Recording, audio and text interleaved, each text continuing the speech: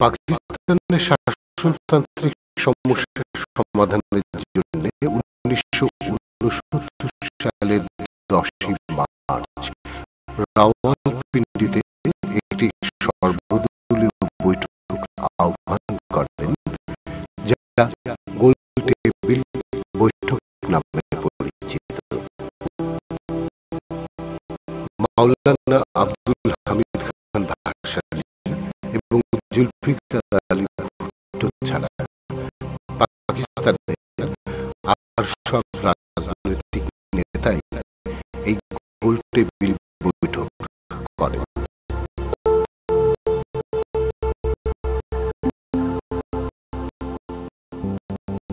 এই বৈঠকে বঙ্গবন্ধু শেখ মুজিবুর রহমান 6 দফা ও 11 দফার ভিত্তিতে পাকিস্তানের শাসনতান্ত্রিক সমস্যার সমাধানের প্রস্তাব পেশ করে বলেন, এই বৈঠকের অংশগ্রহণকারীদের প্রতি আমার আবেদন, তারা যেন মুক্ত মন ও উদার হৃদয় নিয়ে এগিয়ে আসেন। ভ্রাতৃত্ববোধ ও জাতীয় মনোবল নিয়ে দেশের সামনে আজ যে ভয়াবহ সমস্যা দেখা দিয়েছে, অর্থাৎ অর্থনৈতিক ন্যায় বিচারের সমস্যা, তার সমাধানের একমাত্র উপায় হিসেবে যে ফেডারেল পরিকল্পনা পেশ করা হয়েছে তা গ্রহণ করতে এগিয়ে আসেন। অর্থনৈতিক অবিচারের বোধই বর্তমান সমস্যা সমূহের প্রধান উৎস। আসুন আমরা তা অপসারিত করি। আসুন আমরা সমস্যার মূলে হস্তক্ষেপ করি। এই মৌলিক সমস্যা সমূহের উপলব্ধিকে এড়িয়ে যাওয়ার যে কোনো রকম চেষ্টা হলে তাতে আমাদের অস্তিত্বই বিপন্ন হবে।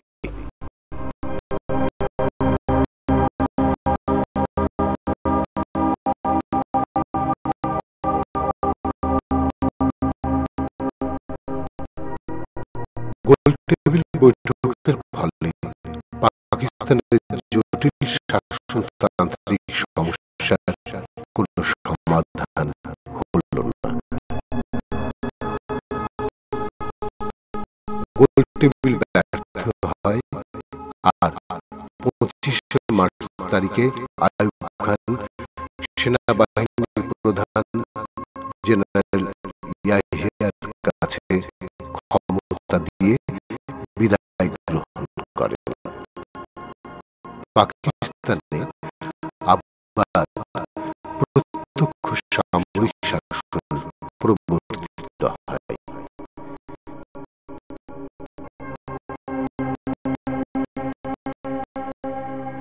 ইয়াহিয়া খান প্রাপ্তবয়স্কদের ভোটাধিকারের ভিত্তিতে জাতীয় পরিষদ এবং পাকিস্তানের 5টি প্রাদেশিক পরিষদের জন্য 1970 সালের 5ই অক্টোবর পাকিস্তানের প্রথম সাধারণ নির্বাচনের তারিখ নির্ধারণ এবং আইনগত কাঠামো আদেশ জারি করেন।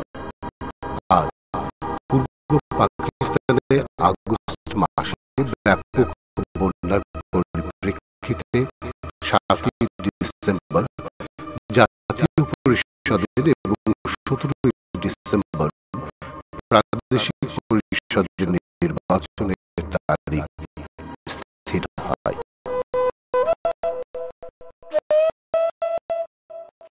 এই নির্বাচন উপলক্ষে বেতার ও টেলিভিশনে বিভিন্ন রাজনৈতিক দলের নেতাদের ভাষণ প্রচারিত হয়েছিল।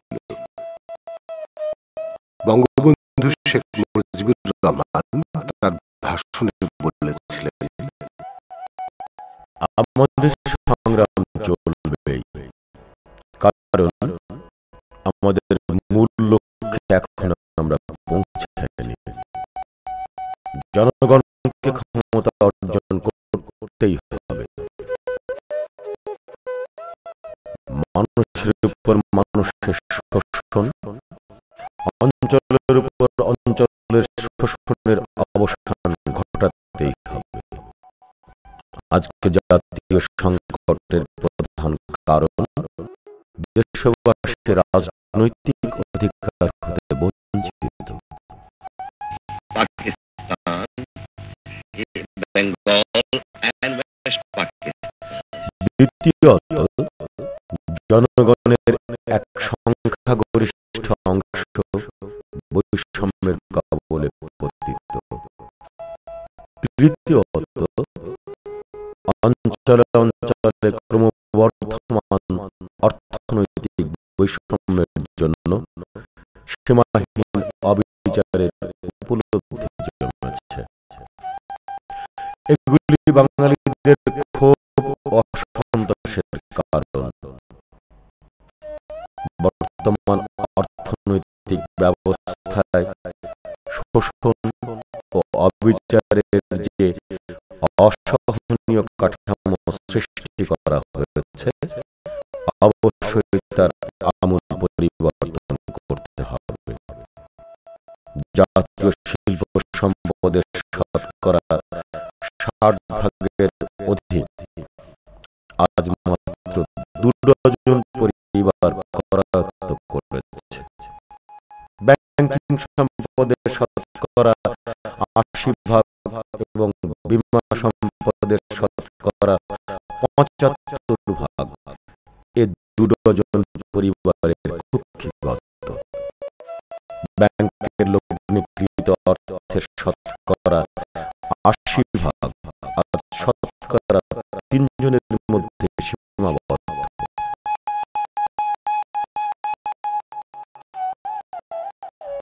অর্থনৈতিক ভয়াবহ বৈষম্যের চিত্রের দিকে তাকালে দেখা যাবে, গত 22 বছরে সরকারের রাজস্ব খাতের মোট ব্যয়ের মাত্র 1500 কোটি টাকার মতো মোট ব্যয়ের 1/5 মাত্র বাংলাদেশে খরচ করা হয়েছে। অথচ এর পাশাপাশি পশ্চিম পাকিস্তানের ব্যয় হয়েছে 6000 কোটি টাকারও বেশি।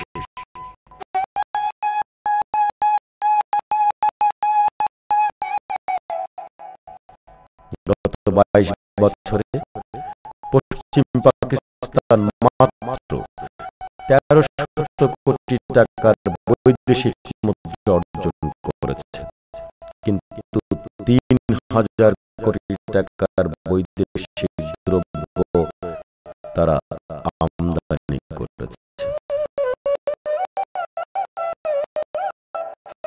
বাংলাদেশের তুলনায় পশ্চিম পাকিস্তানে 3 গুণ বেশি বিদেশি দ্রব্য আমদানি করা হয়েছে।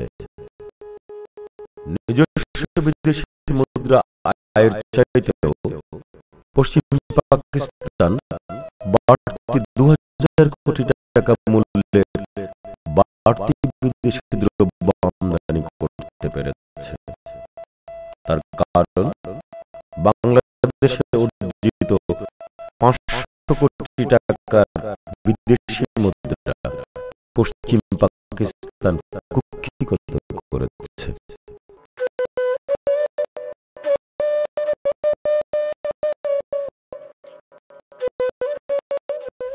তার উপর সর্বপ্রকার বিদেশি সাহায্যের শতকরা 80% পশ্চিম পাকিস্তান ব্যবহার করেছে। সরকারি চাকরির ক্ষেত্রেও পরিসংখ্যান একই রকমের মর্মান্তিক। স্বাধীনতার 22 বছর গত হয়েছে, কিন্তু কেন্দ্রীয় কেন্দ্রীয় সরকারের চাকরিতে বাঙালির সংখ্যা আজও শতকরা 15%।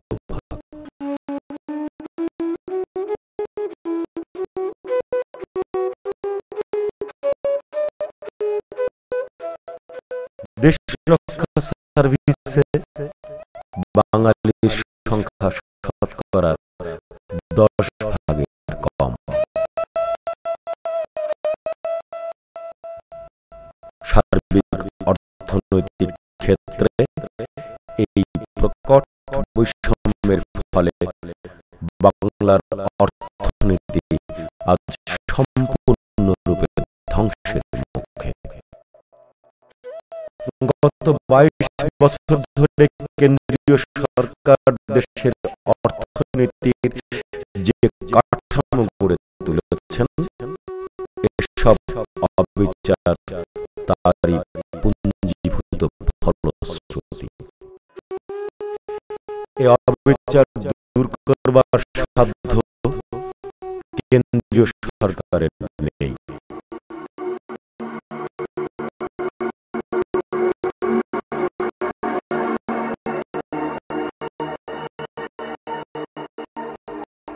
আওয়ামী লীগের 6 দফা কর্মসূচি, যে কর্মসূচি 11 দফা কর্মসূচিতে অন্তর্ভুক্ত রয়েছে, সে কর্মসূচি আঞ্চলিক অন্যায় অবিচারের বাস্তব সমাধানের পথ নির্দেশ করেছে। আগামী নির্বাচনে জাতীয় মৌলিক সমস্যাসমূহ, বিশেষ করে 6 দফার ভিত্তিতে আমরা গ্রহণ করেছি। Because they have been exploited for long, 23 years. It cannot be tolerated anymore. সাধারণ নির্বাচনের প্রাক্কালে 1970 সালের 12 নভেম্বর পূর্ব পাকিস্তানের উপকূলবর্তী অঞ্চলে, বিশেষত নোয়াখালী ও পটুয়াখালী এলাকায় ইতিহাসের সবচেয়ে প্রলয়ঙ্কারী জলোচ্ছ্বাস হয়। এই মহাপ্রলয়ে ওই অঞ্চলের অন্তত 10 লাখ অধিবাসী এবং উপকূলবর্তী সমস্ত জনপদ সম্পূর্ণরূপে নিশ্চিহ্ন হয়ে যায়।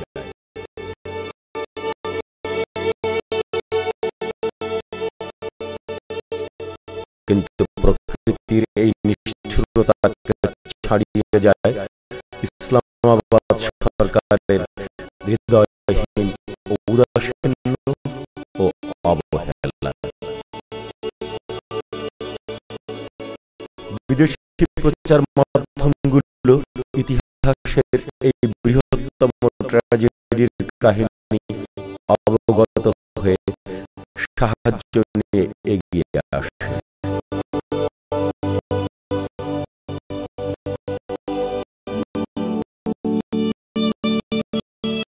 18 নভেম্বর মাওলানা আব্দুল হামিদ খান ভাসানী দুর্গত অঞ্চলে যাবার চেষ্টা করলে তার জাহাজ পতেঙ্গায় থামিয়ে রাখা হয়। অবশেষে পল্টন ময়দানে এক জনসভায় ভাষণ দেন তিনি। এই জনসভায় তিনি দুর্গত অঞ্চলের এক ভয়াবহ চিত্র তুলে বলেন, বাঙালির জীবনে আজ মহা দুঃখের দিন। আমাদের জীবনে নেমে এসেছে মহা দুর্যোগ।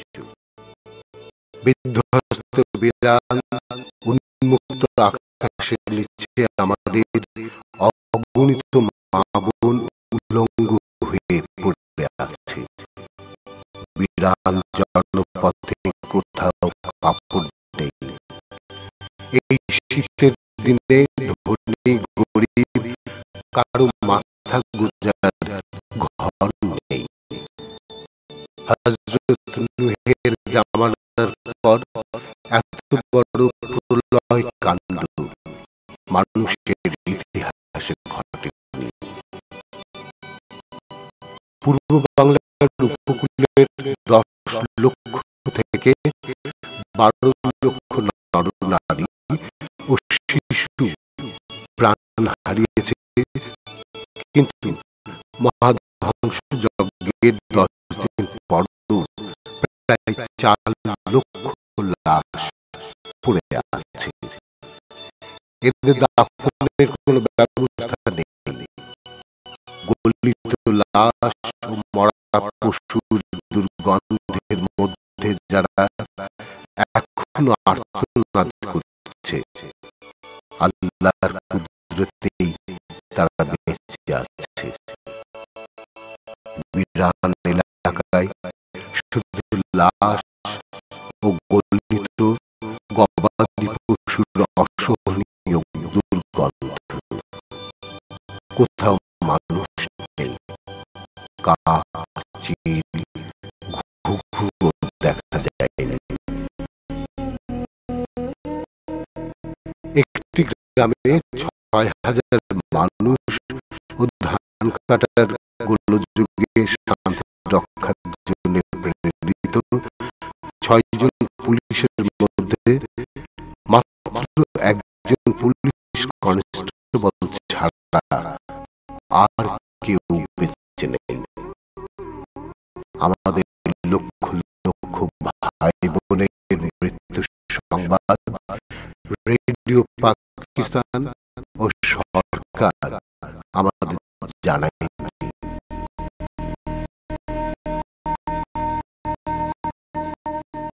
8,000 মাইল দূর থেকে বিবিসির মারফত আমরা এই দুঃসহ সংবাদ জানতে পেরেছি।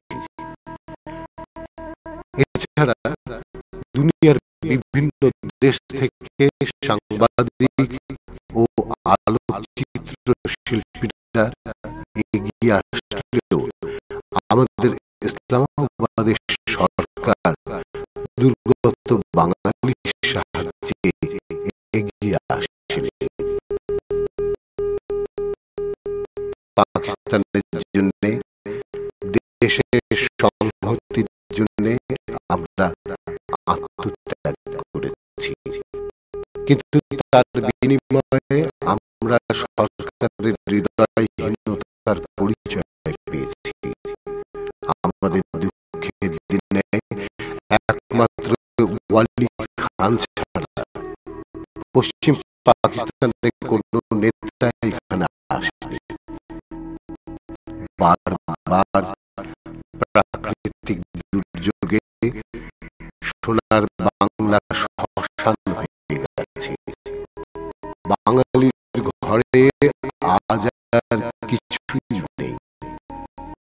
কঙ্কাল ছাড়ার দেহ নিয়ে তার মৃত্যুর সাথে সংগ্রাম করে বেঁচে আছে, কিন্তু বহু আবেদন নিবেদন করেও বন্যা নিয়ন্ত্রণ করা গেল না।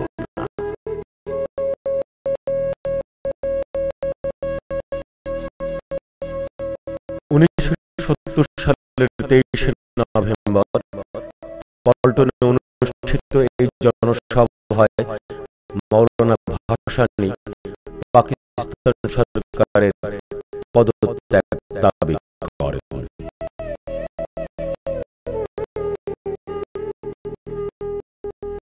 মহাপ্রলয়ের সময় বঙ্গবন্ধু শেখ মুজিবুর রহমান নির্বাচনী প্রচারণায় যশোহর ছিলেন।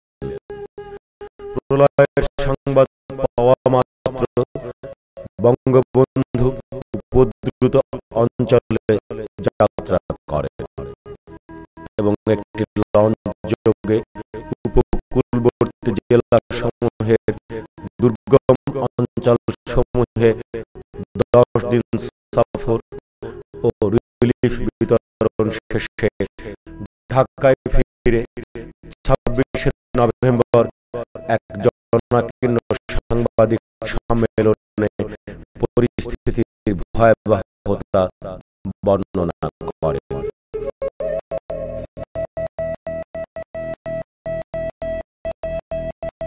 এই সাংবাদিক সম্মেলনে বিশ্বের বিভিন্ন দেশের কয়েক শত সাংবাদিক উপস্থিত ছিলেন।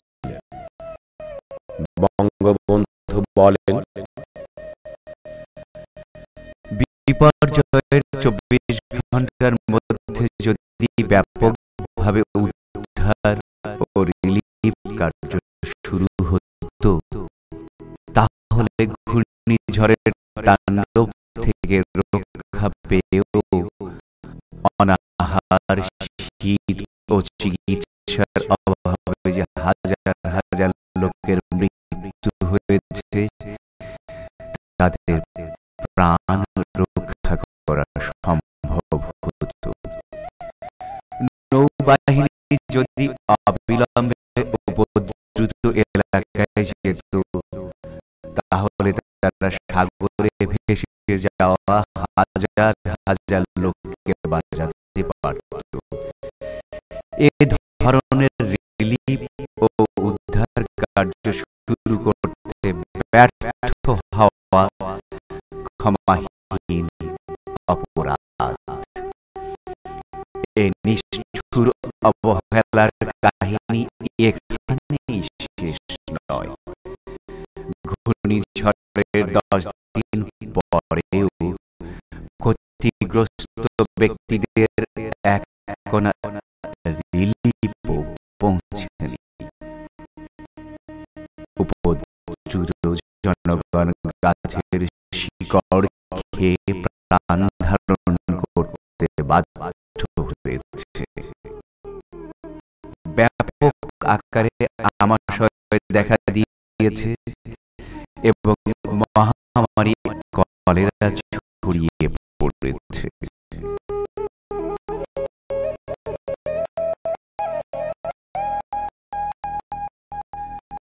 বাংলাদেশের উপদ্রুত জনগণের প্রাণ রক্ষার বিষয়টি কেবল বিশ্ববাসীর দয়ার উপর নির্ভর করছে। এটা আমাদের সরকারের জন্য দুর্নাম শুরু।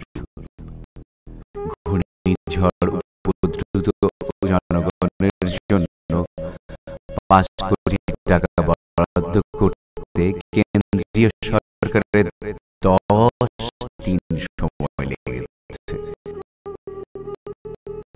বাংলাদেশের বিরুদ্ধে নিষ্ঠুর অবহেলা ও বৈষম্যমূলক আচরণের জন্য আমি তাদেরকে দায়ী করছি। এর পরিণামে আমরা আজ সহজেই সব রকম প্রাকৃতিক দুর্যোগের শিকারে পরিণত হচ্ছি। আমাদের 10 লাখ লোক মারা গেছে, আর উপদ্রুত এলাকায় 30 লাখ লোক মৃত্যুর সাথে লড়ছে। বিপর্যয়ের 2 দিন পূর্বে তথ্য সরবরাহ করা সত্ত্বেও উপদ্রুত জনগণকে আংশিক নিরাপদ স্থানে নিয়ে যাওয়া দূরে থাকুক, সুষ্ঠুভাবে তাদের কোনো হুঁশিয়ারি সংকেত দেওয়া হয়নি। জাতীয় সংহতির প্রবক্তা ও ইসলামের স্বনির্বাচিত ধ্বজাধারী মাওলানা মওদুদী খান আব্দুল কায়ুম খান, মিয়া মমতাজ দৌলতানা, নওয়াবজাদা নসরুল্লাহ, তারা আজ কোথায়? উপদ্রুত জনগণের প্রতি সহানুভূতি জানানোর উদ্দেশ্যে একদিনের জন্যও তারা বাংলাদেশে আসার সময় পাননি। এটা ভাগ্য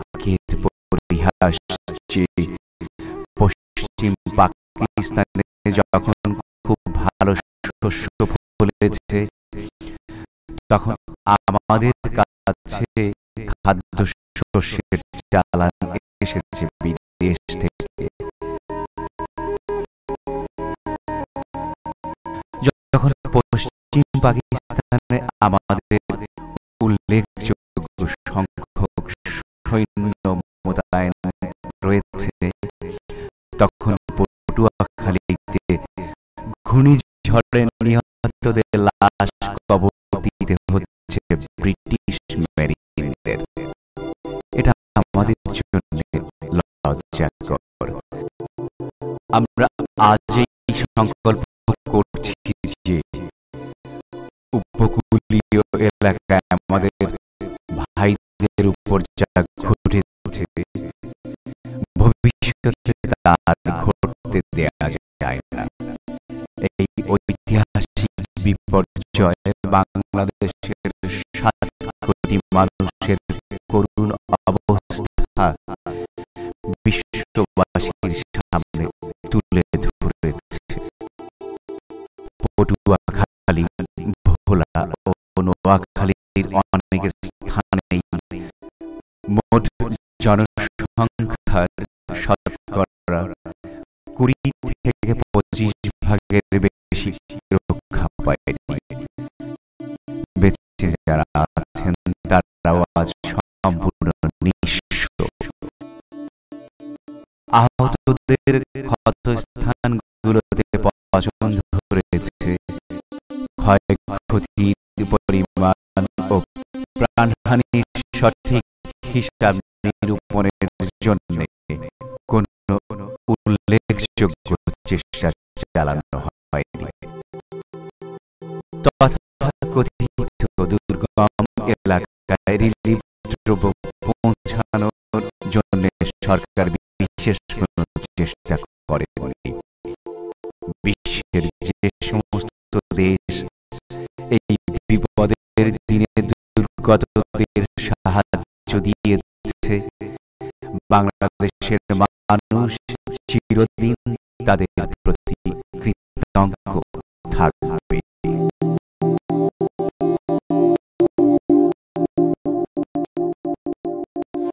পশ্চিম পাকিস্তানে সেনাবাহিনীর হেলিকপ্টার থাকা সত্ত্বেও রিলিফ কাজের জন্য আমাদের যুক্তরাষ্ট্র, ফ্রান্স, অন্যান্য রাষ্ট্রের হেলিকপ্টারের জন্য অপেক্ষা করতে হয়েছে।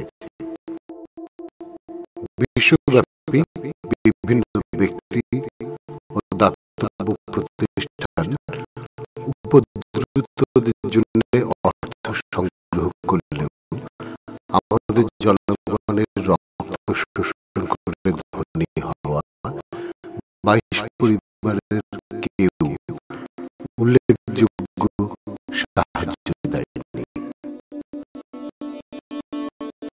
পশ্চিম পাকিস্তানের বস্ত্র মিলগুলো বাংলাদেশকে প্রধান বাজার হিসেবে ব্যবহার করলেও তারা নিহতদের জন্য 1 গজ কাফনের কাপড় দেয়নি।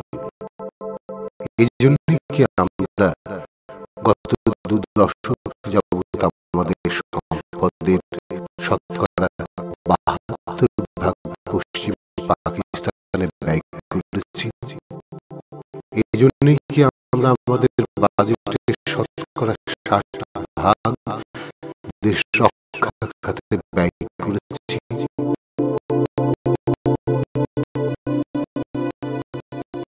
আজ স্বাধীনতার 23 বছর পর বন্যা নিয়ন্ত্রণের পরিকল্পনা পর্যন্ত প্রণীত হয়নি। 10 বছর আগে এমনি ঘূর্ণিঝড় হলেও 10 বছর পর সেই একই এলাকার লোক ঘূর্ণিঝড়ে আরো 1000 গুণ বেশি ক্ষতিগ্রস্ত হয়েছে।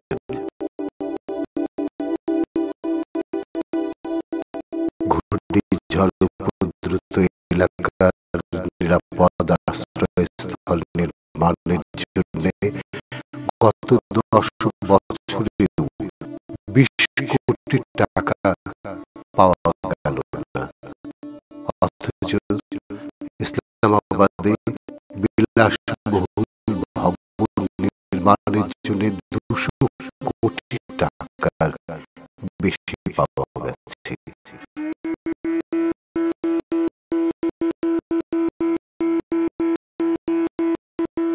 পূর্ব পাকিস্তানের বন্যা নিয়ন্ত্রণের জন্য একটি পরিকল্পনার পূর্বে পশ্চিম পাকিস্তানে মঙ্গল ও তার বেলা বাঁধ নির্মাণের জন্য $100 কোটি মঞ্জুর সম্ভব হয়েছে।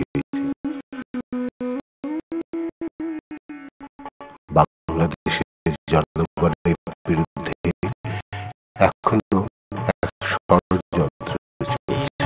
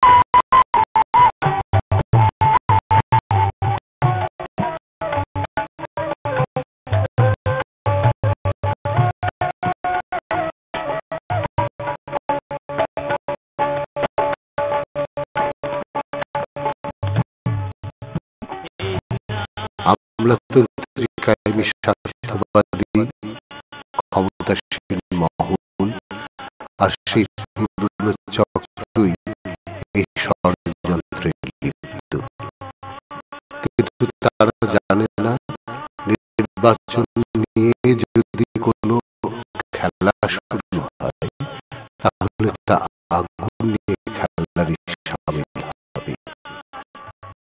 বাঙালি প্রাকৃতিক দুর্যোগে তাদের লাখ লাখ ভাইকে বিসর্জন দিয়েছে। বাংলাদেশের মুক্তির জন্য আমরা আরো 10 লাখ বিসর্জন দিতে পারব।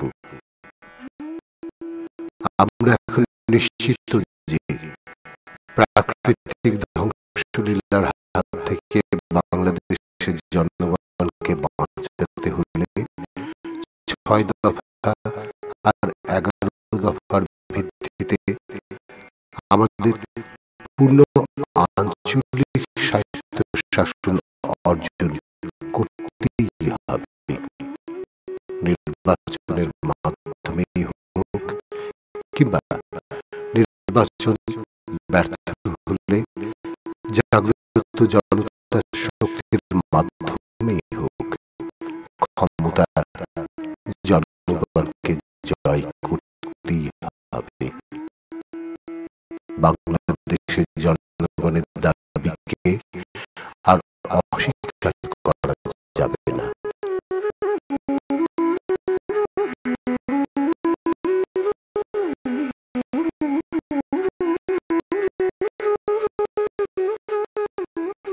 জনগণের ইচ্ছেকে উপেক্ষা করা যায় বলে যারা মনে করেন তারা সতর্ক হন।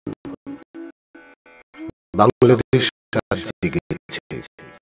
নির্বাচন যদি বানচাল করা না হয় তাহলে নির্বাচনের মাধ্যমেই বাংলাদেশ তার রায় জানিয়ে দেবে। আর নির্বাচন যদি বানচাল হয় ঝড়ে নিহত 10 লাখ লোকের কাছে ঋণী বাংলাদেশ বাংলাদেশের জনগণ তাহলে আমরা যাতে মুক্ত জনতা হিসেবে বাঁচতে পারি এবং বাংলাদেশ যাতে নিজের ভাগ্য নিজে নির্ধারণ করতে পারে, তার জন্য প্রয়োজন হলে আরো 10 লাখ প্রাণ বিসর্জন দেবে।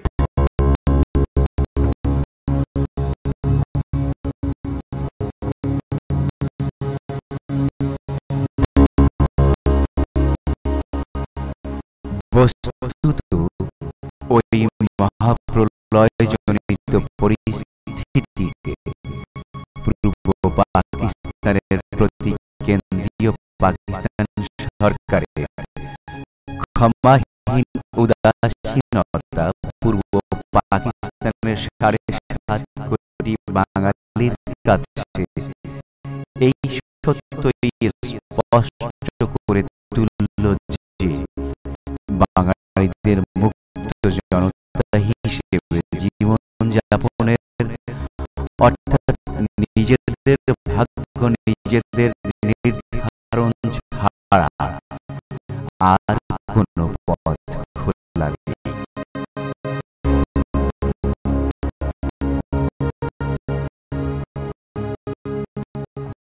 উপরোক্ত পরিস্থিতির পরিপ্রেক্ষিতে ভাসানী জাতীয় লীগ, আতাউর রহমান খান ও জমিয়তে উলামায়ে ইসলামী দল পীর মোহসেন উদ্দিনের সম্মিলিত উদ্যোগে 4 ডিসেম্বর তারিখে পল্টনে এক প্রতিবাদ সভার অনুষ্ঠান করা হয়।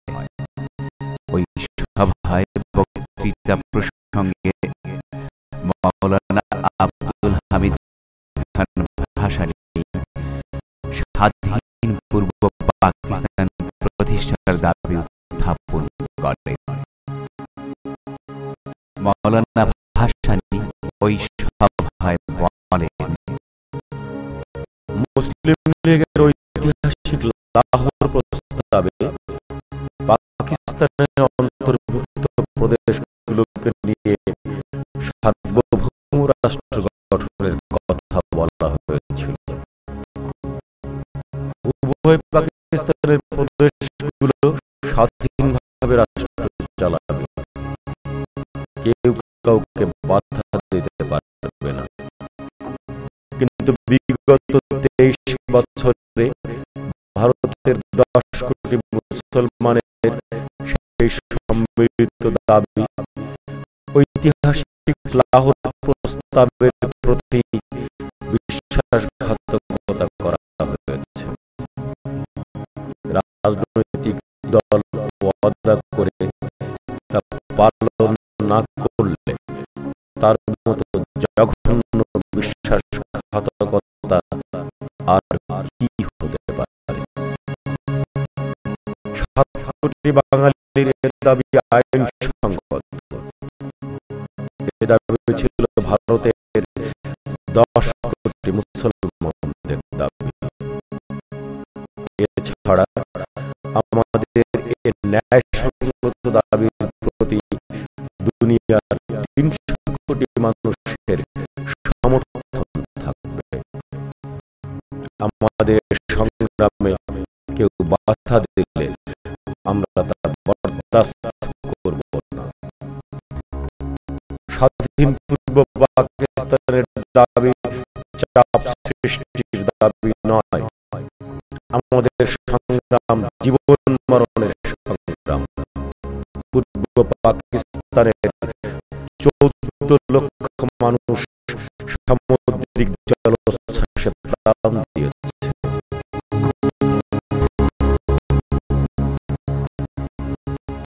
আমাদের সংগ্রামের বিরুদ্ধে শক্তি প্রয়োগ করা হলে আরো 15-20 লাখ লোক জীবন দিয়ে অভিষ্ট সিদ্ধ করবে, না হয় মৃত্যুবরণ করবে।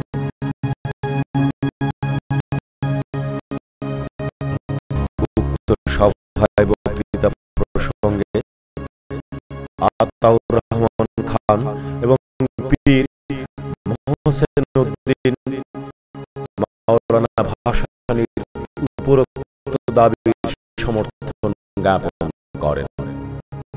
সভায় স্বাধীন পূর্ব পাকিস্তান প্রতিষ্ঠার দাবিতে প্রস্তাব গৃহীত হয়। মাওলানা ভাসানী স্বাধীন পূর্ব পাকিস্তানের আওয়াজ তোলেন 1970 খ্রিস্টাব্দের 4 ডিসেম্বর তারিখে। তারও আগে শেখ মুজিবুর রহমানের 6 দফা সমর্থনে পূর্ব পাকিস্তান ছাত্রলীগ দাবি তুলেছিল, হয় 6 দফা নয় 1 দফা।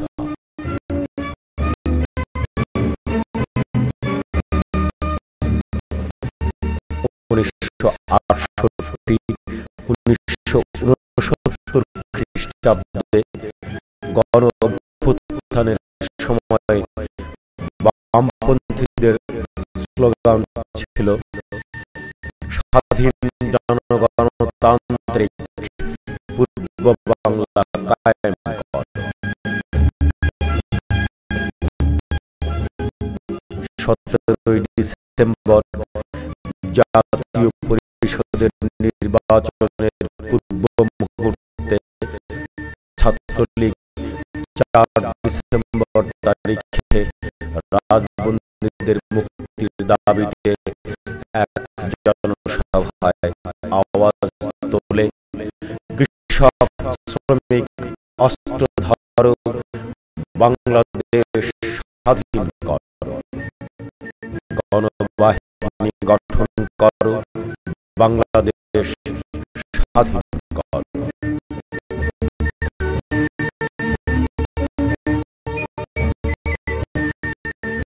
1970 খ্রিস্টাব্দের 7 ও 11 ডিসেম্বর পাকিস্তানের সর্বত্র যথাক্রমে জাতীয় ও প্রাদেশিক পরিষদের নির্বাচন অনুষ্ঠিত হয়। তবে ঘূর্ণিঝড় বিধ্বস্ত এলাকায় জাতীয় ও প্রাদেশিক পরিষদে 30টি আসনে নির্বাচন অনুষ্ঠিত হয় 1971 খ্রিস্টাব্দের 17 জানুয়ারি তারিখে।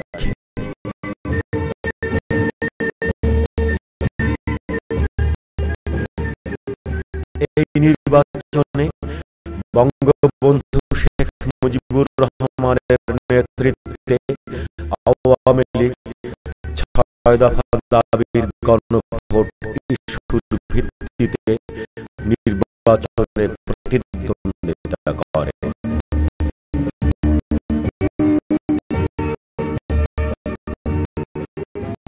ওই পটভূমিকায় অনুষ্ঠিত নির্বাচনে জাতীয় পরিষদের 2টি আসন ছাড়া পূর্ব পাকিস্তানের সমস্ত আসনে আওয়ামী লীগ বিপুল সংখ্যাধিক্য ভোটে জয়লাভ করে। প্রাদেশিক পরিষদের 310 আসনের মধ্যে আওয়ামী লীগ মোট 298টি আসন দখল করে।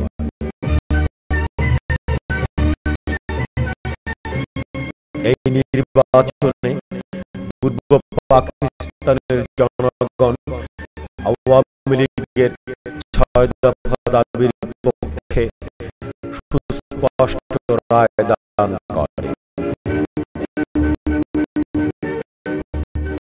দক্ষিণপন্থী সাম্প্রদায়িক দলগুলি, বিশেষত জামাতে ইসলামী দল, এই নির্বাচনে কোটি কোটি টাকা খরচ এবং ইসলামের জিগির তুলেও সম্পূর্ণরূপে নিশ্চিহ্ন হয়ে যায়। ন্যাপ মুজাফফর শোচনীয়ভাবে পরাজিত হয়। 7 ডিসেম্বর তারিখে অনুষ্ঠিত জাতীয় পরিষদের নির্বাচনের ফলাফল ঘোষিত হলে 9 ডিসেম্বর তারিখে এক বিবৃতিতে বঙ্গবন্ধু শেখ মুজিবুর রহমান ঘোষণা করেন, আমাদের জনগণ এক ঐতিহাসিক রায় প্রদান করিয়াছেন। তাহার এক অবিরাম সংগ্রামের মধ্য দিয়া তাহাদের এই রায় প্রদানের অধিকার অর্জন করিয়াছে। আর সেই অবিরাম সংগ্রামে হাজার হাজার মানুষ জীবন উৎসর্গ করিয়াছে এবং অগণিত মানুষ বৎসর ধরিয়া নিপীড়ন সহ্য করিয়াছে। আমরা আমাদের শহীদদের স্মৃতির প্রতি সালাম জানাইতেছি, যাহারা নির্মম নিপীড়নের মুখেও এই কারণে সংগ্রাম করিয়া গিয়াছে যে একদিন যেন আমরা প্রকৃত স্বাধীনতায় বসবাস করিতে পারি।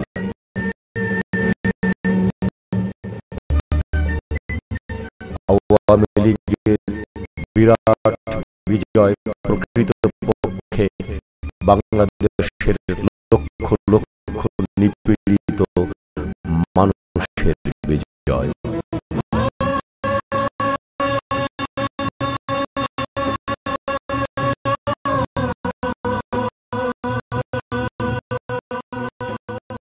নির্বাচনে ঐতিহাসিক বিজয়ের পর 1971 খ্রিস্টাব্দের 3রা জানুয়ারি তারিখে আওয়ামী লীগ শপথ দিবস উদযাপন করে।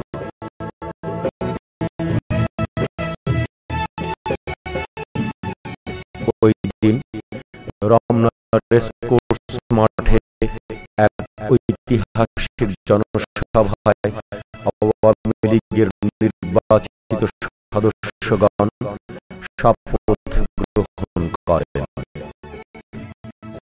সভায় আওয়ামী লীগের নির্বাচনী প্রতীক নৌকার আদলে নির্মিত মঞ্চের উপর বঙ্গবন্ধু শেখ মুজিবুর রহমান জাতীয় ও প্রাদেশিক পরিষদে নির্বাচিত আওয়ামী লীগের সকল সদস্যকে নিম্নোক্ত শপথ বাক্য পাঠ করান। আমরা জাতীয় ও প্রাদেশিক পরিষদে আওয়ামী লীগ দলীয় নবনির্বাচিত সদস্যবৃন্দ শপথ গ্রহণ করছি পরম করুণাময় ও সর্বশক্তিমান আল্লাহ তাআলার নামে।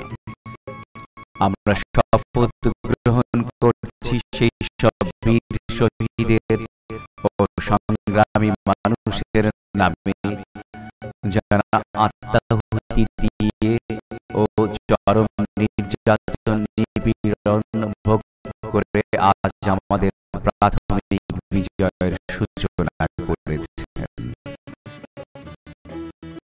আমরা শপথ গ্রহণ করছি এই দেশের কৃষক, শ্রমিক, ছাত্র, মেহনতি মানুষের তথা সর্বশ্রেণীর জনসাধারণের নামে। জাতীয় সাধারণ নির্বাচনের মাধ্যমে এই দেশে আপামর জনসাধারণ আওয়ামী লীগের কর্মসূচি ও নেতৃত্বের প্রতি যে বিপুল সমর্থন ও অকুণ্ঠ আস্থা জ্ঞাপন করেছেন, তার মর্যাদা রক্ষাকল্পে আমরা সর্বশক্তি নিয়োগ করব।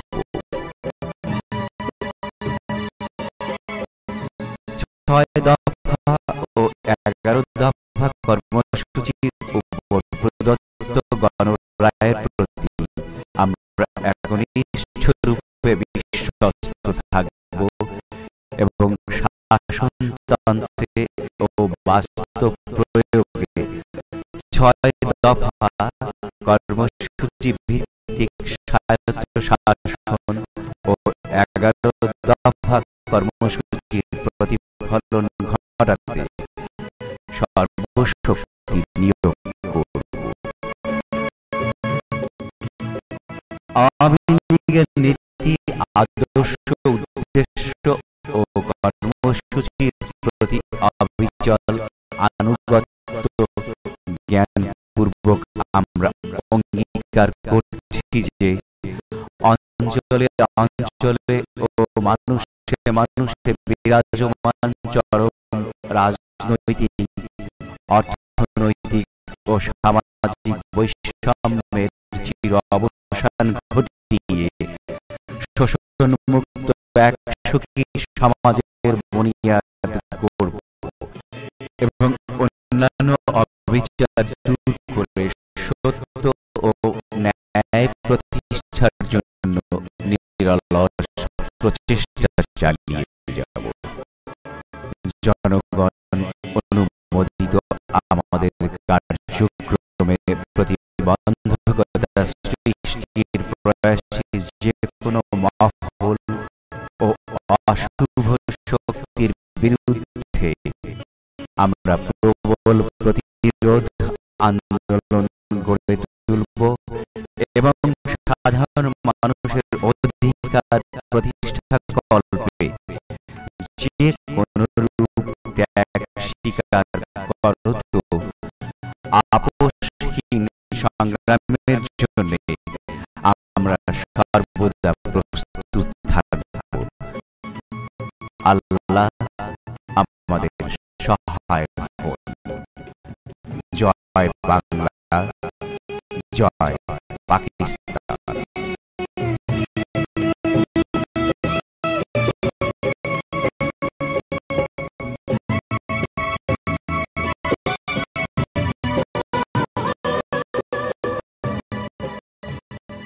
নির্বাচনে আওয়ামী লীগের ঐতিহাসিক বিজয় এবং 6 দফার প্রতি পূর্ব পাকিস্তানিদের ঐক্যবদ্ধ সমর্থনে পশ্চিম পাকিস্তানি পুঁজিবাদী মহল ও সামরিক চক্র দিশেহারা হয়ে পড়ে এবং জনগণের সুস্পষ্ট রায়কে বানচাল করার জন্য নানা ষড়যন্ত্র ও চক্রান্তের জাল সৃষ্টি করতে থাকে।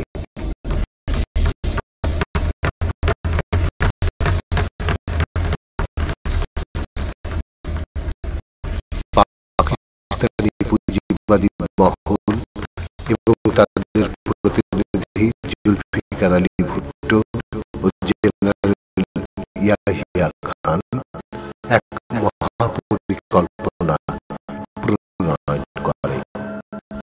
ইয়াহিয়া খান বাইরে দেখাচ্ছিলেন যে তিনি নির্বাচনের রায় মেনে নিতে প্রস্তুত, আর ভেতরে ভেতরে ভুট্টোকে দিয়ে তিনি এক অচল অবস্থার সৃষ্টি করছিলেন।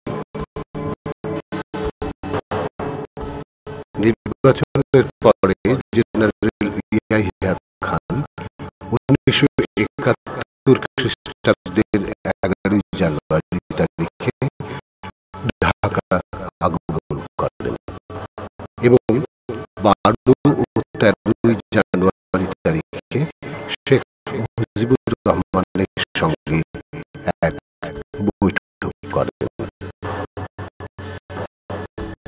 বৈঠকে সৈয়দ নজরুল ইসলাম, তাজউদ্দিন আহমেদ, মনসুর আলী, খন্দকার মুস্তাফা আহমেদ এবং কামরুজ্জামান প্রমুখ আওয়ামী লীগ নেতা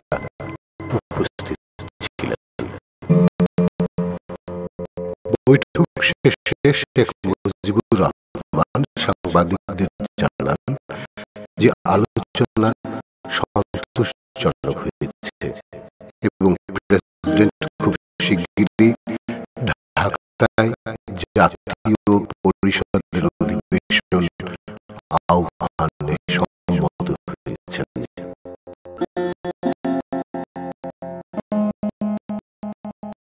ঢাকায় 3 দিন অবস্থান শেষে করাচি যাত্রার সময়ে তেজগাঁও বিমানবন্দরে জেনারেল ইয়াহিয়া খান বলেন, দেশের ভাবী প্রধানমন্ত্রী শেখ মুজিব তার সঙ্গে আলোচনার সম্পর্কে যেসব কথা বলেছেন তা পুরোপুরি সঠিক।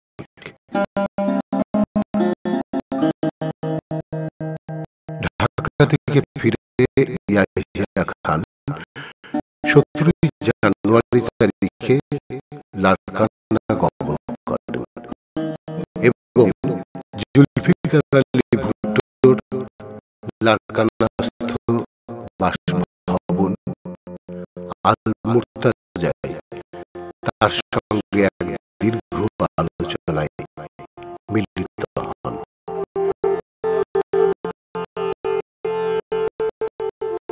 এই আলোচনায় পাকিস্তান সেনাবাহিনীর chief of staff general Abdul Hamid Khan এবং প্রেসিডেন্টের principal staff officer lieutenant general পীরজাদাও যোগদান করেন। আলোচনার ফলাফল গোপন রাখা হয়। সম্ভবত 17 জানুয়ারি লারকানায় ইয়াহিয়া ভুট্টো, হামিদ খান, পীরজাদা পূর্ব পাকিস্তানের জনসাধারণের সুস্পষ্ট রায়কে বানচাল করার পরিকল্পনা গ্রহণ করেন।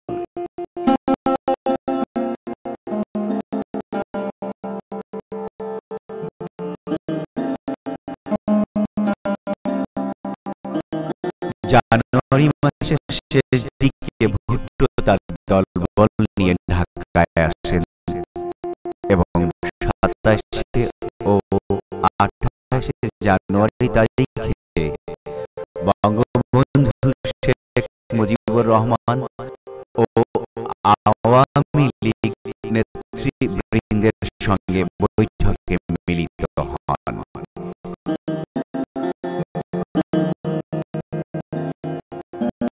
বৈঠক শেষে শেখ সাহেব জানান যে শাসনতন্ত্র হবে 6 দফা ভিত্তিক।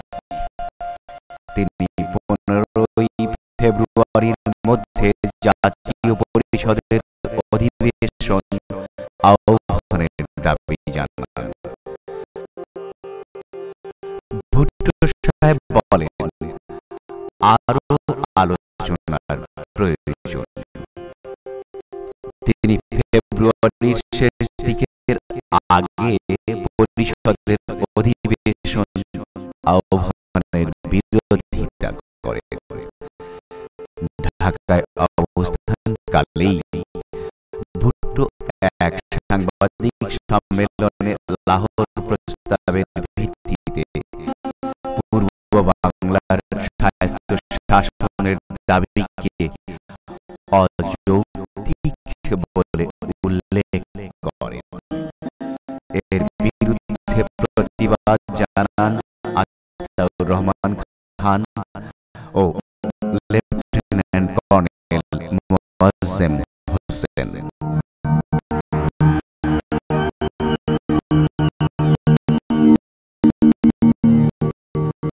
30 জানুয়ারি তারিখে দুজন কাশ্মীরি যুবক একটি ভারতীয় যাত্রীবাহী ফকার বিমান হাইজ্যাক করে লাহোর নিয়ে যায়। জুলফিকার আলী ভুট্টো ঢাকা থেকে ফেরার পথে লাহোর বিমানবন্দরে স্বয়ং ছিনতাইকারীদের অভিনন্দন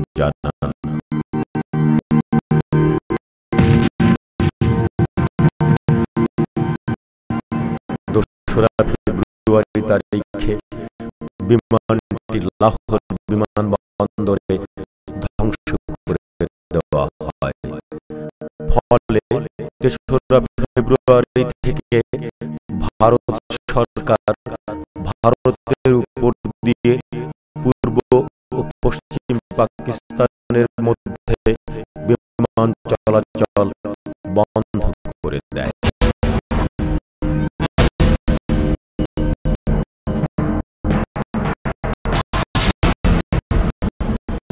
নির্বাচনী ফলাফল বানচাল করার উদ্দেশ্যে ভারতের সঙ্গে সংকট সৃষ্টি করার জন্যই সম্ভবত ওই বিমান ছিনতাই ও ধ্বংস করানো হয়েছিল।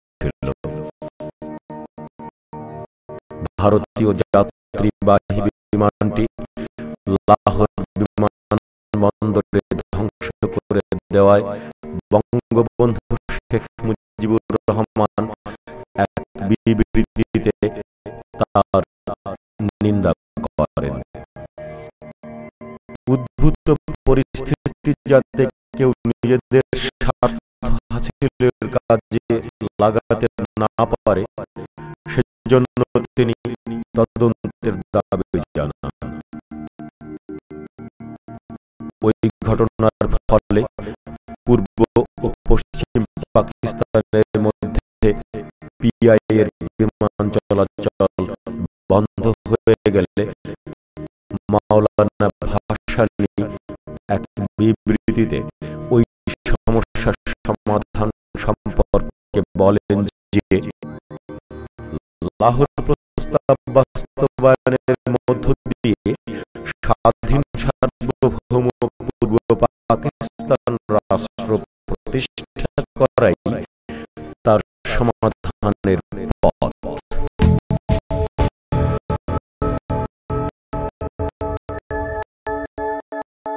1971 সালের 13 ফেব্রুয়ারি তারিখে এক সরকারি ঘোষণায় জানানো হয় যে প্রেসিডেন্ট ইয়াহিয়া খান ঢাকায় প্রাদেশিক পরিষদ ভবনে পাকিস্তানের শাসনতন্ত্র রচনার জন্য 3রা মার্চ বুধবার 9টায় জাতীয় পরিষদের অধিবেশন আহ্বান করেছেন।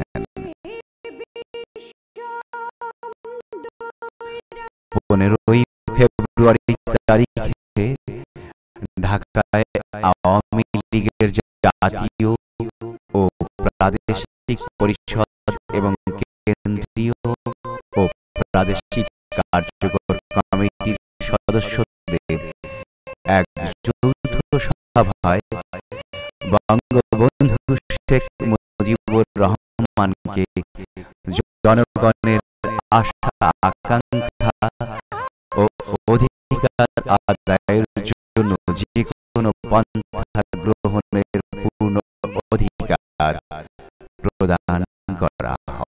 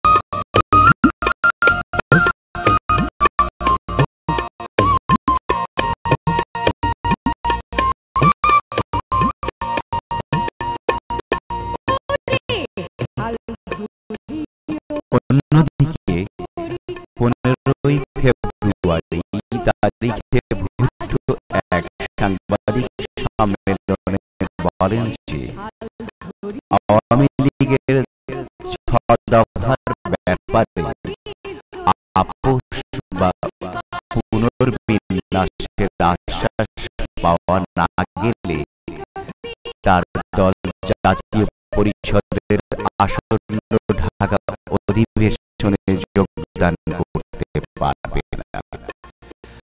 ভুট্টো আরো বলেন যে ভারতের শত্রুতা এবং 6 দফা না মানার ফলে ঢাকায় তাদের অবস্থা হবে ডাবল জিম্মির শামিল।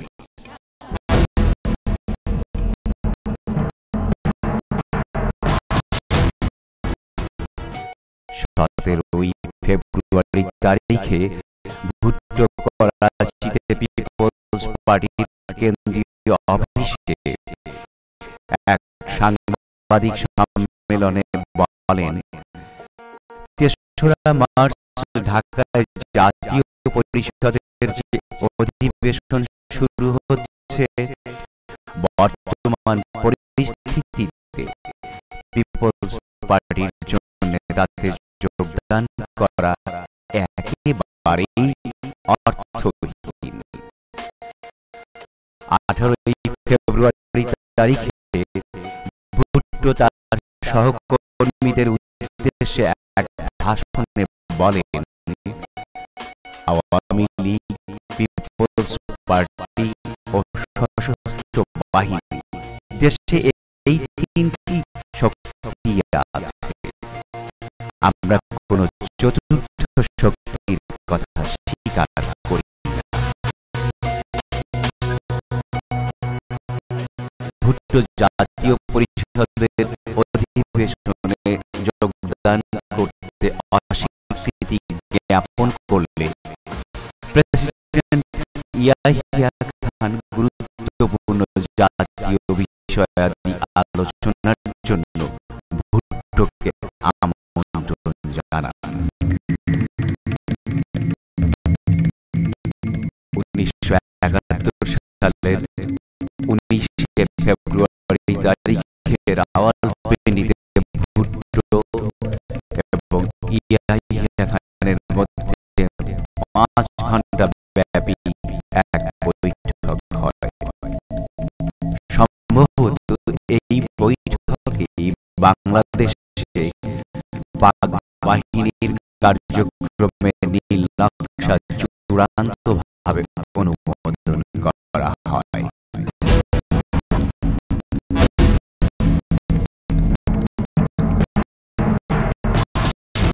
17 জানুয়ারি তারিখে ভুট্টো ইয়াহিয়ার লারকানা বৈঠক এবং 19 ফেব্রুয়ারি তারিখে রাওয়ালপিন্ডি বৈঠক বাঙালিদের বিরুদ্ধে পশ্চিম পাকিস্তানি ষড়যন্ত্র ও চক্রান্তের বিভিন্ন পর্যায়।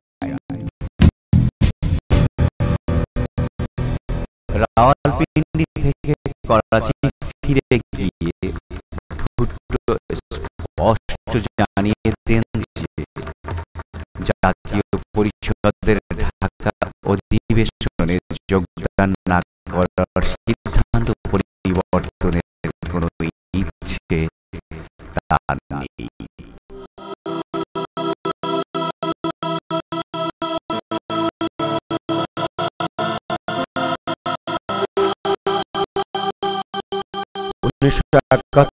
সালের 21 ফেব্রুয়ারি শহীদ দিবসের পূর্বক্ষণে বাঙালিদের কাছে পশ্চিম পাকিস্তানিদের দূরভিসন্ধি স্পষ্ট হয়ে ওঠে।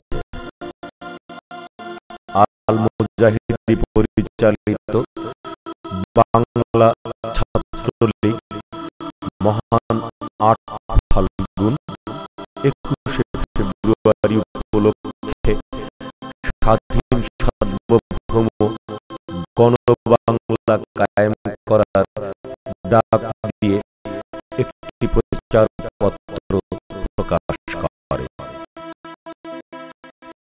পূর্ব বাংলা বিপ্লবী ছাত্র ইউনিয়ন অপর একটি প্রচারপত্রের মাধ্যমে আহ্বান আহ্বান জানায়, সশস্ত্র কৃষি বিপ্লবের পতাকা ঊর্ধ্বে তুলিয়া ধরুন, স্বাধীন গণতান্ত্রিক পূর্ব বাংলা কায়েম করুন। কমিউনিস্ট বিপ্লবীদের পূর্ব বাংলা সমন্বয় কমিটি লাল কালিতে ছাপা 3টি প্রচারপত্র প্রকাশ করে। সেগুলিতে আহ্বান ছিল, আঘাত হানো, সশস্ত্র বিপ্লব শুরু করো, জনতার স্বাধীন পূর্ব বাংলা কায়েম করো, খুনের বদলা নাও, আঘাত হানো, সশস্ত্র বিপ্লব শুরু করো, জনতার স্বাধীন পূর্ব বাংলা কায়েম করো। বাঙালি জাতির প্রতি ইয়াহিয়ার অপমানের প্রতিশোধ নাও। ইয়াহিয়ার জাতীয় পরিষদের বুকে লাথি মারো, জনতার স্বাধীন পূর্ব বাংলা কায়েম করো। অবশ্য ৭১-এর মুক্তিযুদ্ধে চরম বামপন্থী দলগুলি চরম দক্ষিণপন্থী দলগুলোর মতো পাকিস্তানের সমর্থন করে।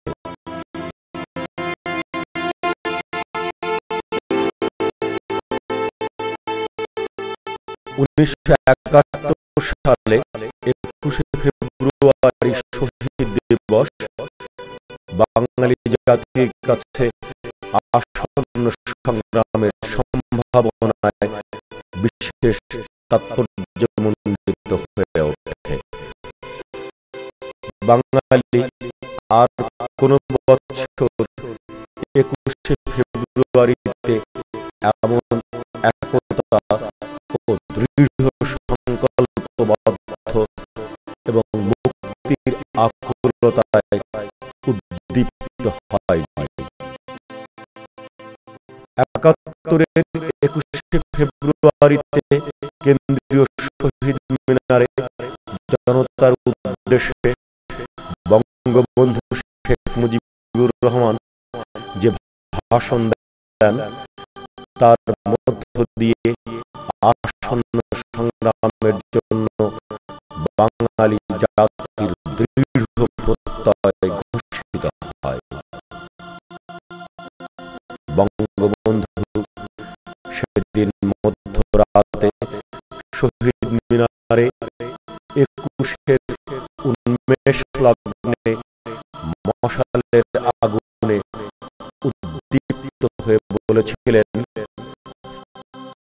এই বাংলার স্বাধিকার, বাংলার ন্যায্য দাবিকে বানচাল করার ষড়যন্ত্র চলছে, এখনো চলছে, ভবিষ্যতেও চলবে। কিন্তু বাংলার ৭ কোটি মানুষ আর বঞ্চিত হতে রাজি নয়। আমরা আমাদের অধিকার আদায়ের জন্য প্রয়োজন হলে আরো রক্ত দেব, আর শহীদ নয়, এবার গাজী হয়ে ঘরে ফিরব। বাঙালিরা বহু রক্ত দিয়েছে। ১৯৫২ সালে রক্ত দেওয়া শুরু হয়েছে। সে রক্ত আজও শেষ হয় নাই, কবে শেষ হবে তা জানি না। আজ শহীদ দিবসে শপথ দিতে হবে, যে পর্যন্ত ৭ কোটি মানুষ তার অধিকার আদায় করতে না পারবে, সে পর্যন্ত বাংলার মা বোনেরা, বাংলার ভাইয়েরা আর শহীদ হবে না, জাতি হবে। আমরা জানি যে ষড়যন্ত্রকারীরা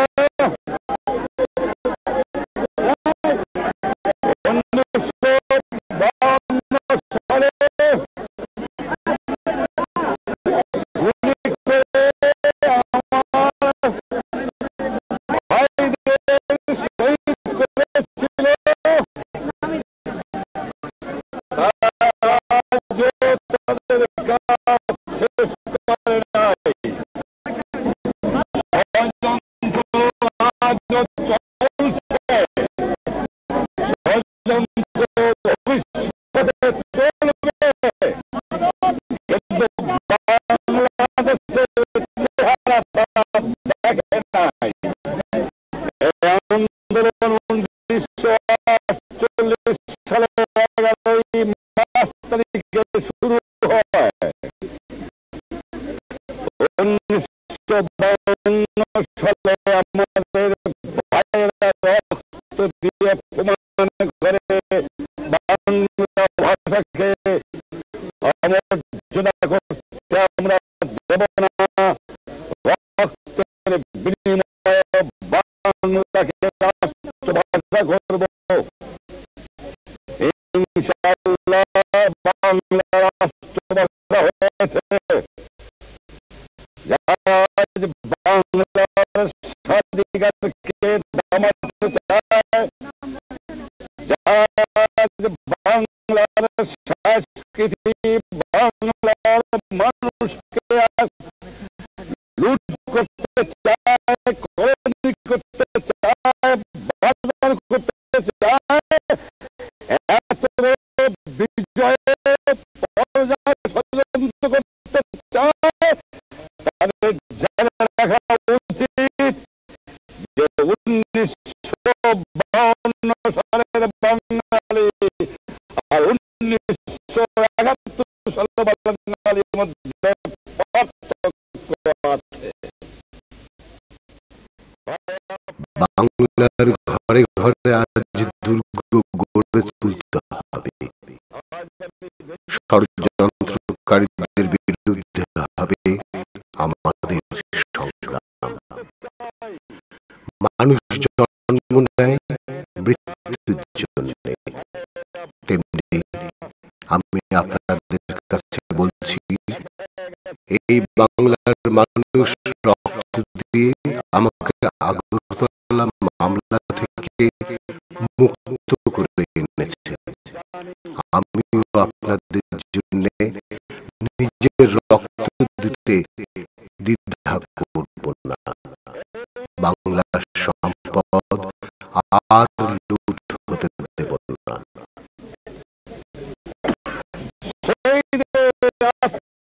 কথা মনে করে যারা শহীদ হয়েছে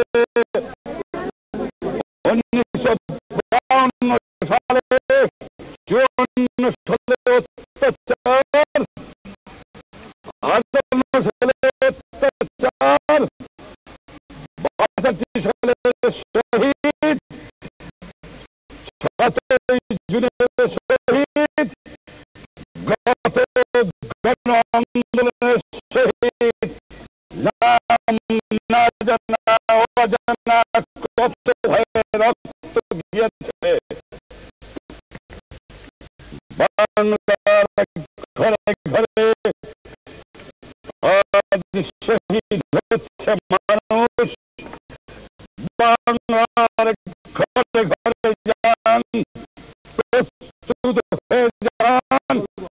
বাংলাদেশের ভাইয়েরা আর শহীদ নয়, বাংলার ছেলেদের গাজী হয়ে মার কোলে ফিরে যেতে হবে।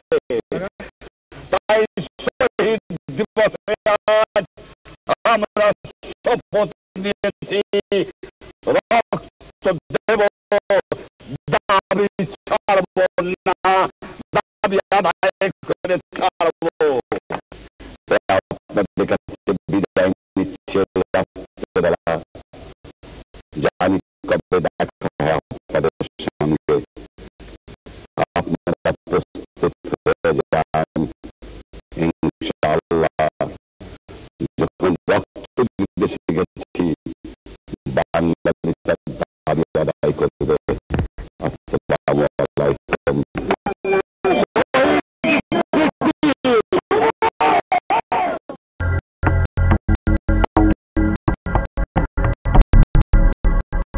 প্রেসিডেন্ট ইয়াহিয়া খান 22শে ফেব্রুয়ারি তার মন্ত্রিসভা বাতিল করে দেন এবং রাওয়ালপিন্ডিতে গভর্নর ও সামরিক প্রশাসকদের নিয়ে এক গুরুত্বপূর্ণ সভা করেন। ওই সভায় জেনারেল আব্দুল হামিদ খান ও লেফটেন্যান্ট জেনারেল মির্জাদা উপস্থিত ছিলেন। এই সভাতে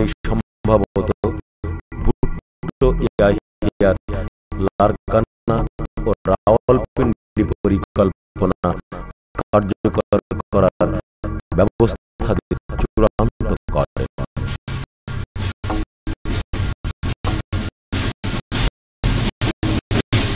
পরিস্থিতির পরিপ্রেক্ষিতে বঙ্গবন্ধু শেখ মুজিবুর রহমান 24 ফেব্রুয়ারি তারিখে এক সাংবাদিক সম্মেলনে ভাষণ দেন এবং পরিস্থিতি ব্যাখ্যা করে একটি দীর্ঘ বিবৃতি দান করেন।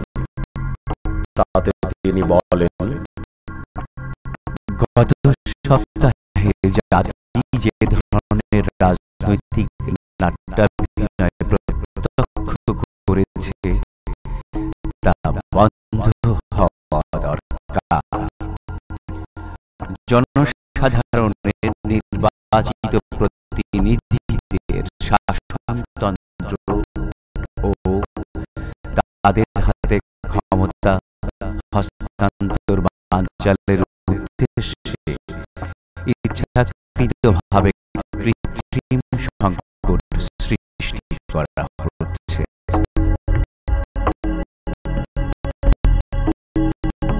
পাকিস্তানে যখনই জনসাধারণ গণতান্ত্রিক পন্থায় ক্ষমতা গ্রহণে উদ্যত হয়েছে, তখনই কৃষ্ণ শক্তি সক্রিয় হয়ে ওঠে। এই গণবিরোধী শক্তি 1954 সালে পূর্ব বাংলার নির্বাচিত সরকারকে ক্ষমতাচ্যুত করে। 1955 সালের আইন পরিষদ ভেঙে দেয়। 1958 সালে দেশে সামরিক আইন জারি করে এবং তারপর প্রতিটি গণ আন্দোলন ব্যর্থ করার জন্য হস্তক্ষেপ করে। এই ষড়যন্ত্রকারী শক্তি যে আবার আঘাত হানার জন্য তৈরি হচ্ছে, জাতীয় পরিষদের তারিখ ঘোষণার পর যে সব ঘটনা ঘটছে সেগুলো থেকেই সেটা প্রতীয়মান হয়।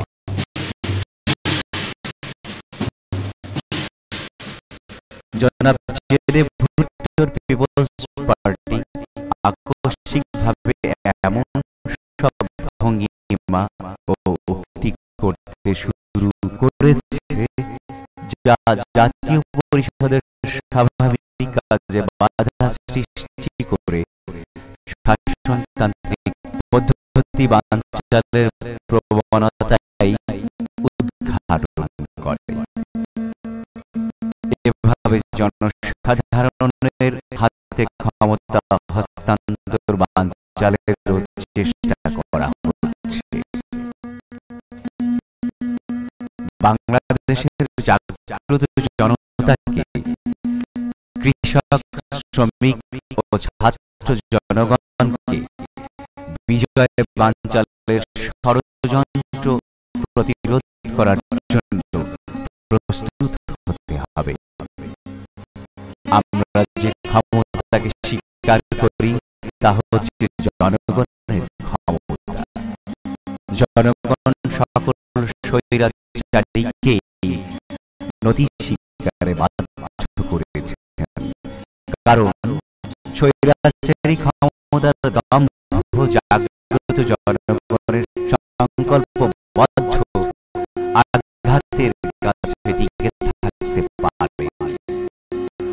আমরা আজ প্রয়োজন হলে আমাদের জীবন বিসর্জন করার প্রতিশ্রুতি দিচ্ছি, যাতে আমাদের ভবিষ্যৎ বংশধরদের একটি কলোনিতে বাস করতে না হয়, যাতে তারা একটি স্বাধীন দেশের স্বাধীন নাগরিক হিসেবে সম্মানের সাথে মুক্ত জীবন যাপন করতে পারে। সে প্রচেষ্টাই আমরা চালাব।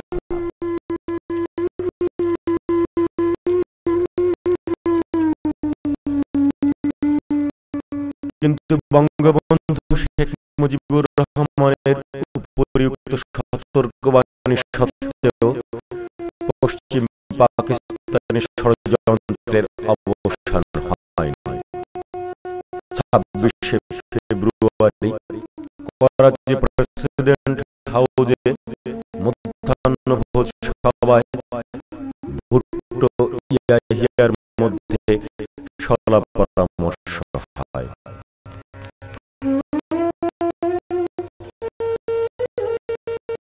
28শে ফেব্রুয়ারি ঢাকা শিল্প ও বণিক সমিতির এক সংবর্ধনা সভায় ভাষণ দিতে গিয়ে বঙ্গবন্ধু শেখ মুজিবুর রহমান জাতীয় পরিষদের পশ্চিম পাকিস্তানি সদস্যদের শাসনতন্ত্র প্রণয়নের জন্য পরিষদের অধিবেশনে যোগদান করার আহ্বান জানান।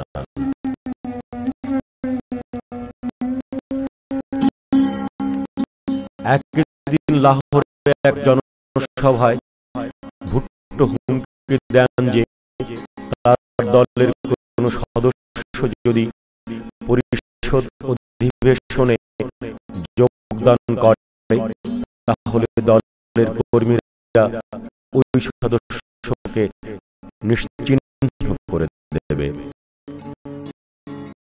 তিনি আরো বলেন, জাতীয় পরিষদের সদস্যরা যদি পিপলস পার্টির অনুপস্থিতিতে পরিষদের মহিলা সদস্যদের নির্বাচনের কাজ চালিয়ে যান তাহলে তাঁর দল খাইবার থেকে করাচি পর্যন্ত হরতাল আহ্বান করবে।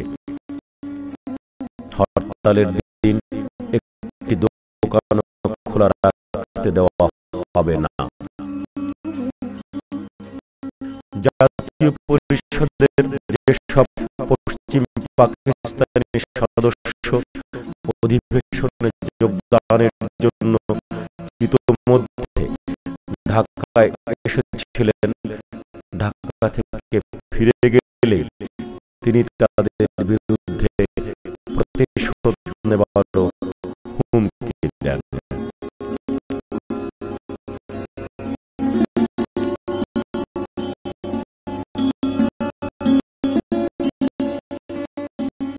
পূর্ব পাকিস্তানের জনসাধারণের সুস্পষ্ট রায়কে পদদলিত করার জন্য বাংলার মানুষের ন্যায্য অধিকার থেকে তাদের বঞ্চিত করার জন্য পশ্চিম পাকিস্তানি ক্ষমতাসীনদের ষড়যন্ত্রের পরিণামে 1971 সালের 1 মার্চ তারিখে প্রেসিডেন্ট ইয়াহিয়া খান এক বেতার ঘোষণার মাধ্যমে 3রা মার্চ তারিখে ঢাকার আহুত জাতীয় পরিষদের অধিবেশন স্থগিত ঘোষণা করেন।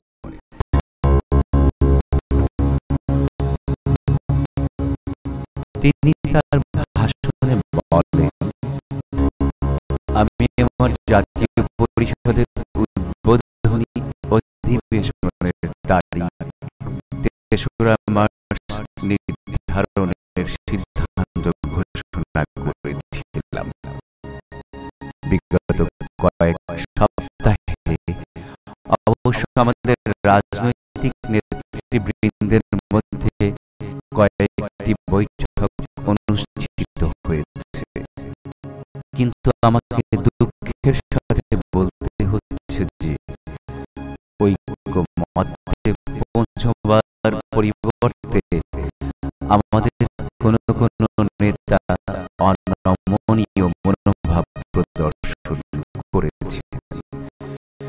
সংক্ষেপে বলতে গেলে পরিস্থিতি এই দাঁড়িয়েছে যে পশ্চিম পাকিস্তানের সংখ্যাগরিষ্ঠ দল অর্থাৎ পাকিস্তান পিপলস পার্টি এবং আরো কয়েকটি রাজনৈতিক দল 1971 সালের 3রা মার্চ জাতীয় পরিষদের অধিবেশনে যোগদান না করার ইচ্ছা প্রকাশ করেছে। এছাড়া ভারত কর্তৃক সৃষ্ট সাধারণ উত্তেজনাপূর্ণ পরিস্থিতি সার্বিক অবস্থাকে আরো জটিল করে তুলেছে। অতএব আমি জাতীয় পরিষদের অধিবেশন আহ্বান পরবর্তী কোন তারিখের জন্য স্থগিত রাখার সিদ্ধান্ত নিয়েছি।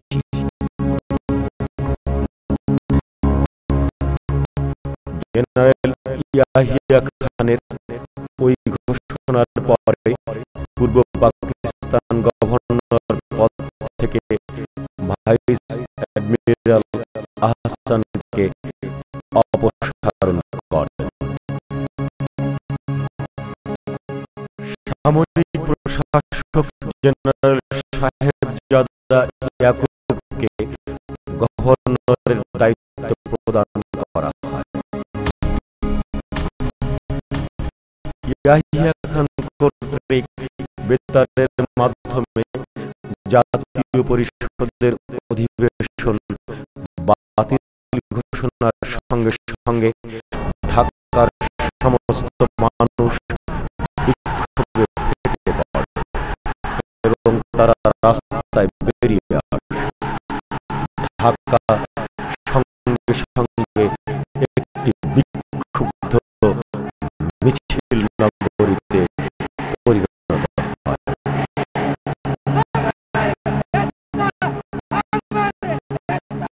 স্কুল, কলেজ, বিশ্ববিদ্যালয়, অফিস, আদালত, কলকারখানা, দোকানপাট, যানবাহন সব বন্ধ হয়ে যায়।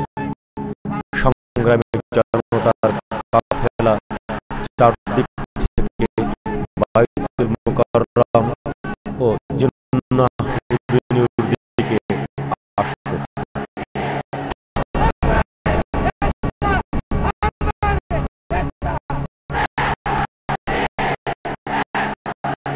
চারদিকে কেবলই জঙ্গি মিছিল।